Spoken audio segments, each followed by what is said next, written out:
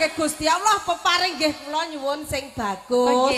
Dene lek mboten pikantuk nggih bagus atine mboten napa-napa, rupane sumer-sumer mboten napa-napa. Dadi bagus lahire tekan batine. Iya, kok kowe ayumu koyo midodari nunuk ku mang luwih cocok aku ya.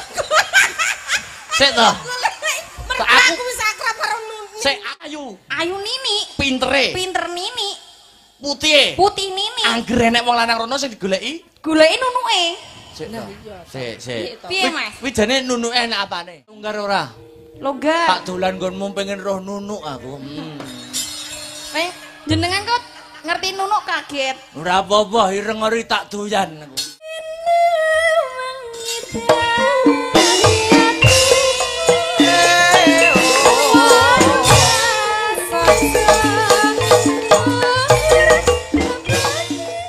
Diuntukkan untuk penganten. Oh, ngono ya, Mak. Sing saka ngawi ngateko nduk. Sepatico. Yuk. Apik.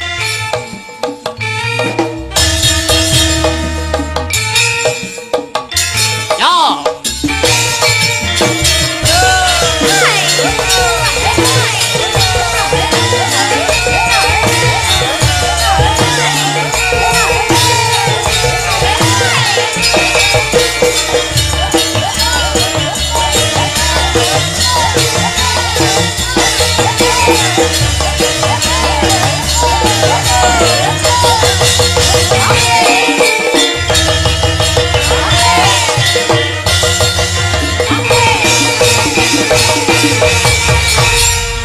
Selamat malam Wilujeng Dalu, Dik Yop. Yes, Wilujeng Dalu, Mas Dala. Sadurunge Mbak Lucy nanti menyapa masyarakat, aku pengen panjenengan sak langgam dulu ya. Untuk pinanganten berdua. Ya, tapi sebelum nembang, ayo ajar omong, ajar kendel. Arepe ndongake apa kanggo penganten kekarune, Bu? Nggih. Ndare dedonga nggih, Mas. Ayo no. Kagem temanten kekalih menika Mbak sinten kalih? Lho, niku Mbak Fitri kalih Mas Ade ngaten mawon. Mbak Fitri kalih Mas Ade. Mugi-mugi. Aja ndedeg, Bu, tenang wae. Ya. Mugi-mugi saged dados keluarga ingkang sakinah, mawaddah warahmah. Amin. Mugi-mugi pinaringan kaberkahan, kabagian salami-laminipun, lan ugi enggal dipun paringi mawongan konten mawon. Momongan. Ngono ya, Nduk ya. Uga mengucapkan ngene iki selamat menempuh hidup baru bagi yang sudah berkeluarga juga. Oh, ngaten nggih, Nduk. Mergo wong nek wis rabi iki ora gelem diarani keluarga. Nggih. Nek kaya aku sing jomblo-jomblo panjenengan kanca-kanca sing urung menikah niki durung diarani keluarga ya. Nggih. Mergo tanggungane sing ditanggung karo orang tua. Oh, nek wis nikah kuwi jenenge nek wis nikah kuwi jenenge apa? Keluarga. Ngerti we artine keluarga apa? Nggih, pirsana, keluarga kan ada maknanya. Dilihat dari 4 suku kata keluarga. Ya. Oh, ada maknanya keluarga ini ada artinya ya, Bu. Ada keluarga 4 suku kata. Nggih. Keluarga. Nggih. Ke yang pertama apa, No? Keadaan bagaimanapun harus selalu bersama-sama, baik suka maupun duka. Ya, pinter. Ya. Itu ke yang pertama. Yeah. Nek lu, No? Lu niku lupakan rasa egoisme masing-masing. Iya. Niku lu. Nggih. Terus disambung bar lu ar nyusul. Ar. Ar itu Heeh. arahnya harus selalu positif. Gitu. Kayak aku ngono ya, arahnya positif. Masa? Wis ke lu ar terus terakhir ga. Ga Niku napa? Gagasan harus sesuai dengan situasi dan kondisi. Begitu Mas Dala. Jadi nek menurut panjenengan wong rabi niku yang terutama itu bukan hanya ukurannya orang gur bagus karo ayu ya. Mboten. Ukurannya apa, Nduk? Nek kula nggih Mas, nek kula pribadi niku nek diken milih bojo niku sing kula tingali niku pertama attitude-nya. Oh, karakter. Attitude. Karakternya bagaimana? Terus sudut pandangnya bagaimana? Terus nanti caranya menyelesaikan masalah itu bagaimana toh begitu. Oh, gitu. Karakter itu utama. Ya. Mergo sak ngerti kuwi wong rabi saiki iki ukurane nggur wajah, ukurane gantenge kaya ngopo, ayune kaya ngopo. Ning nek bagine panjenengan mboten nggih? Mboten. Instruksi, Mbak. Nggih, pripun Bu Lucy? Kira lho cahayu sewu iki debat iki malah debat politik. Ayo kok kuliah ya ora apa-apa Ora apa-apa. Mbok nih dadi mereka kan anakku anak barep anak ragil kan. Ini anak-anakku. Sampean kalau sudah mendapatkan yang sesuai itu semuanya termasuk apa mau jenenge urutanane mau? Urutane mau apa? Keluarga. Kudu Sing tipe attitude karakter oleh. Sudut pandang. Caranya menyelesaikan masalah. Mas orang ganteng ora apa-apa. Umpama kabeh wis mencukupi gek bojomu ngilerek kuwi ya napa? Umpama.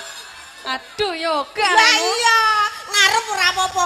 Misalke Gusti Allah peparing nggih kula nyuwun sing bagus. Dene lek mboten pikantuk nggih bagus atine mboten napa-napa. Rupane sumer-sumer mboten napa-napa. Dadi bagus lahire tekan batine. Iya, kok kowe ayumu koyo midodari ke bojomu. Masyaallah. Saiki tak takoni, Bu. Nggih. Nek nggonmu desamu Ngawi kono, ngono kuwi apa ya usum wong rabi ngono ki ora nyawang rupa ngono ya apa ya usum? Usum. Dadi maksudnya ukurane nggur karakter ngono apa ya nek ning desamu? Ada Mas. Kalau tak cerita nggih. Cerita tentang Tapi cerita. Piye tak cerita. Heeh. Nun sewu kula lenggah mriki pareng mboten. Ora apa-apa. Kene lungguhane wong ora apa rekan kerja piye? Tanggamu critakno. Ya, tak tampa sembah pangabektimu. Ya, Terus apa Dang piye? Cerita tanggamu. Iya, sik. Piye tanggamu ngapa? Tanggamu piye? Kok rabi ukurane ora nggur rai. Ora ukurane ora nggur fisik. Piye tanggamu piye? Sik to Mas. Heeh. Tiba iki rasane ngene iki ya lunggone ngguri dalang. So, Iya dong. Mas madeg mat Ternyata beh. itu ku moncrat. Kula kon muncrat bolak-balik mau pas delang. Aku ngemot permen itu ku moncrat. Piye nduk rasane piye rasane? Sok ndruwodok beh. Ya Allah. Ngono ku ya. Ya mergo lagi niki, Mbak, cedak kula lagi niki. Ya aku biyen yo ngono ku ya. Aku zaman perawan ki cethok sapa-sapa yang ndredeg ngono. Kula niku riyen tau dicedhaki Mas Sabar nek aku mahop. Bu. Wong ngono. Mergane apa alasane apa? Mergane wis ndebut Yo. pacar. Jadi ada semboyan itu, iki lek diujak neh aku. Ora apa-apa, las mawon. Ora apa-apa, terahno lek denak bari kudu duwe sinden sing mental baja. Pejuang, iya. Pejuang memang wis lek ora dihujat kita itu ora apa-apa latihan mental. Iki cerita sik, cerita. Tanggomu piye? Jare ukurane ora nggur piye? Tak cerita nggih. Tak rungokne ceritamu ya jare kaya apa? Kula kan gadah tangga. Tangga. Ya pikan duwe tangga terus. Tangga. Niku sak RT kalih kula. Sak RT. Sak lurung. Sak Omahe lurung. cedhek nggonku, Mas. Heeh. Lah, niku gadah putra kalih. Oh, tanggamu duwe anak loro. Nggih, kalih. Jenenge sapa? Kembar. Kembar. Sing setunggal niku jenenge Nini Anjarsari. Nini Anjarsari sing keloro sapa, Nduk? Jenenge sing nomor loro Nunu Anjarsari. Nini Anjarsari karo Nunu Anjarsari. Kuwi anake tanggamu. Nggih. Ah terus piye no? Lah sing ninike niku to, Heeh. napa niku wayu, putih, pinter. gede dhuwur, pinter. Wah, model wis gak apa jenenge ngalah-ngalahi model isa. Perfeksionis ya. Kaya awakmu ngono ki. Heeh. Iya wis komplit. Terus bareng ngono? Nah, nomor kalih niku nunuke niku. Heeh. Niku nunuke umireng, bocahe lemundik. Ambune prengus. Kok kaya tahu kenal ta aku. Ninike pinter, Nggih. ayu, putih. Gede dhuwur. Nunuke ireng, Mas. Lah, niku sing dadi gumun kula niku. Gumunmu apa? Gumun niku kok jangkre nek wong lanang teko, sing digoleki kok nunuke lho. Padahal ayu Nini, pinter Nini, putih Nini. anggere nek wong lanang rono. Sing digoleki nunuke, Mas. Piye, Lah Mbak kok Lucy? gumun. Tapi ora apa-apa. Wong selera wong ki ora kudu nek kaya Nini ku mau. Aku umpama wong lanang kuwi sing umpama nunuk ku mang luwih cocok aku ya. Sik to. Aku wis akrab karo Nuni. Sik aku ki gumun tenan. Nggih. Wis jane ayune ayu. Ayu Nini, Pintere. pinter Nini, Putih. putih Nini. Anggere nek wong lanang rono sing digoleki. Goleki nunuke. Sik. Piye, Mas? Kuwi jane nunuke enak apane? Lah, Bareng Pak Ji. mboten ngeten. Bareng kula selidiki, Bu. Selidiki. Oh iya, heeh, selidiki. Heeh. Tibake nunuke kuwi nek tatone yo, Mas. Sik. Piye Mas teh ditato ngene to? Ditato. Oh, ditato. Nggih tenggulune niki tatone Oh, iya. gambare anu. Gambare kembang. Gambare mboten Kalau nek. jengking. Kula melet Bu. Wong edan aku. Tenan kuwi tak selidiki. Oh, tenan jadi lho, Mas. dengan kesimpulan cerita itu, wongi ukurannya ora nggur ayu, putih, cantik, wong Ya. lanange nek sing goleki sing Nggih. ireng barang ya enek ya. Nggih. Ya Dadi ya. wong wedoke aja nyawang gur saka baguse tok. Ya. Aja nek wong lanang aja nyawang wong wedok ya saka ayune tok, ning dari hati. Besok we longgar ora? Longgar. Tak dolan nggonmu pengen roh nunuk aku. Weh, jenengan kok ngerti nunuk kaget. Ora apa-apa, ireng ori tak doyan aku. Ya, mengadeg, Duk. Barang Mas Satya. Ya, bawa ya, Nak. Injih. Ya, ayo pamerna suaramu. Nah, bawa sih, di griming dengan Mas Satya sak langgam sik ku lagi Mbak Lucy. Wah, jan. Ya. Oh, cek ngerembuk nenek. Gegarane wong akrami. Ya, lagi kan cocok to dudu bondo dudu rupa. Nggih, cocok banget. Yo. Yuk.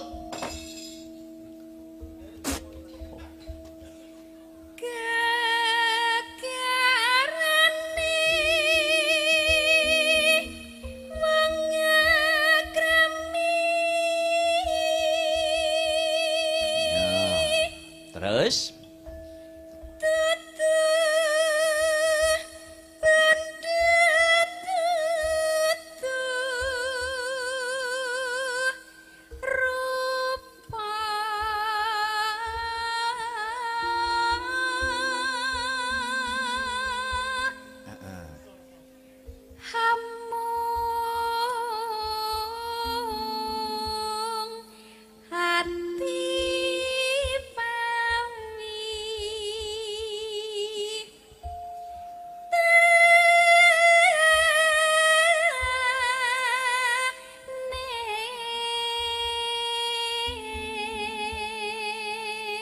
sik niki tak waca sik. Assalamualaikum warahmatullahi wabarakatuh. Wilujeng dalu kagem Den Bagus. Ya, dan Astabrata sukses selalu untuk keberkahan saking Allah taala menawi dipun paringi lagu kagem dulur-dulur FM matur suwun saking kula Bapak Lasiman wonten TKP. Ya, ana meneh. Iki uga rawuh saka Surabaya. Sapa Pak Waris Sugiono. Ya, lebut ya.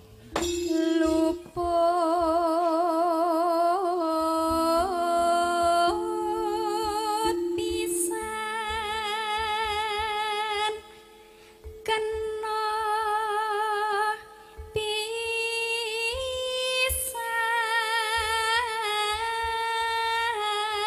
pisan yen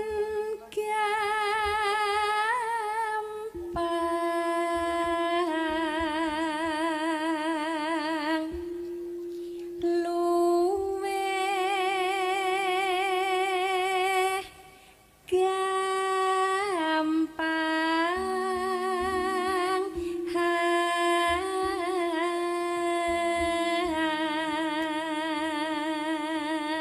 Ana sing nyuwun meneh gubuk asmara saking Pak Sunardi. Ya, Pak Nardi Sombron. Ya, terus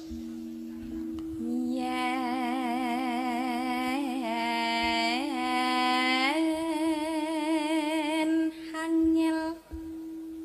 hangel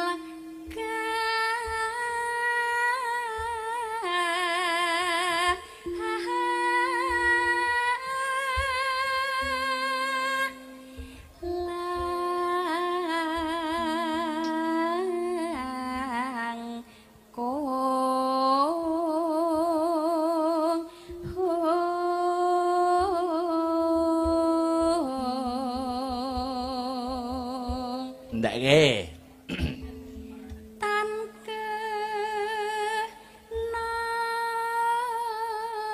kenati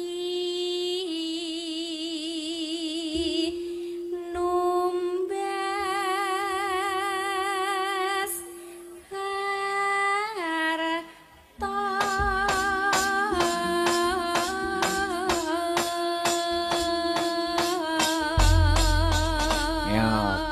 Dadi ati ya. Ya. Iya. Engko ramban kedua dijaipongke tipis-tipis Mas Arya. Ya, kaya cecapen. Yuk langsung buka celuk. Ya, ya pika. Coba kaya ngapa?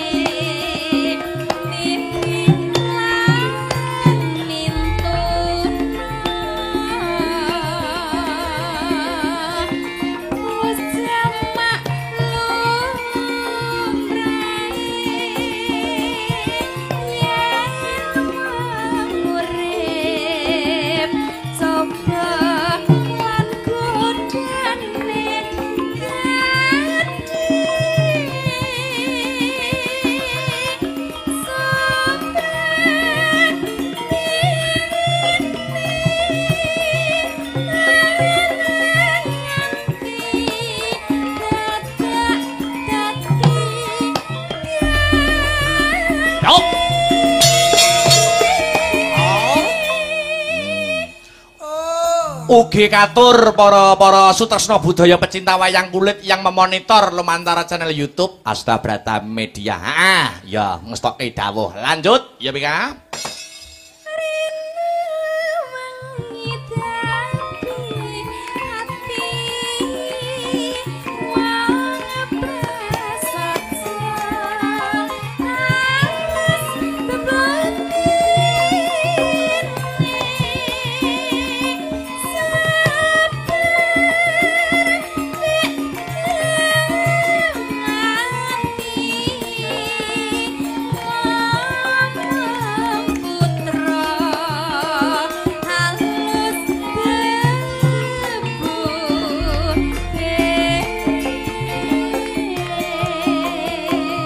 Katur pinanganten kekalih nuwun inggih menika Mbak Fitri Wahyuni kang sarta Mas Adi Yudhistira saged atut reruntungan pindaning Mimi kelawan Mintuna. Iya, salam mukadimah langgam dadi ati. Kunjuk. Yuk.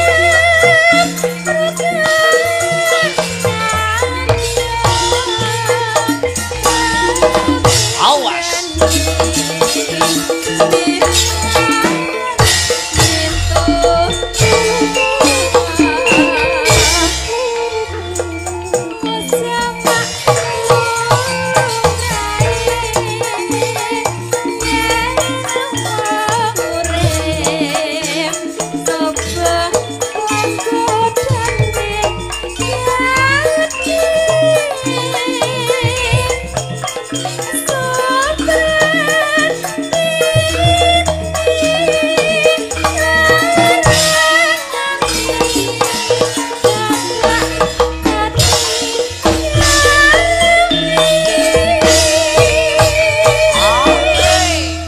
laske.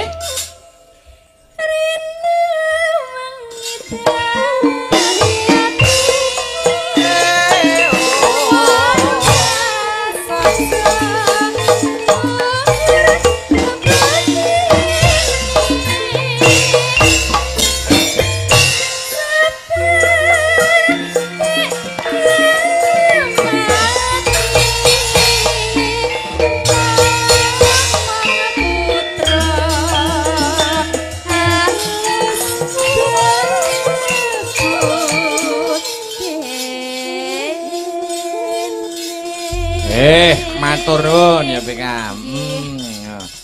Ya Mbak Lucy. Oh ngono.